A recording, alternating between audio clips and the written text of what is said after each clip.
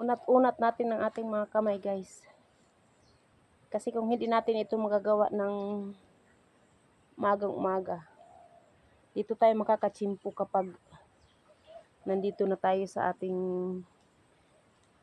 may palayan. Kasi doon sa bahay talaga wala akong time magganto-ganto, guys.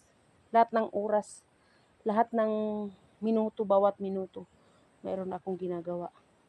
Kaya hindi ko ito magawa sa bahay, guys, kasi may maliit ako na business. Ayan. Pagka habang nagluluto ako, tinatawag, pabili, ayan. Ganito kabisi si Inday. Nag-aasikaso sa mga anak, sa apo, guys. Kaya dito lang tayo, guys. Unat-unat lang natin ang ating mga kamay. Kasi hindi natin ito nagagawa sa bahay, guys, dahil sobrang busy doon.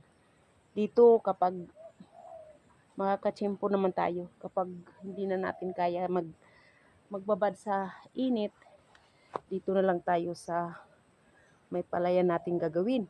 Ayan, ganito, guys. Nasa lilim ako ngayon ng nyug. Kasi maganda dito kasi wala nang istorbo. Ayan, guys. Wala na, guys.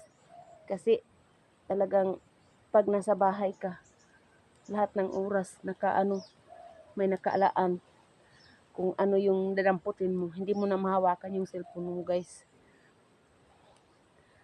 Tapos nag-aantay pa na magising yung mga bata. Ayan.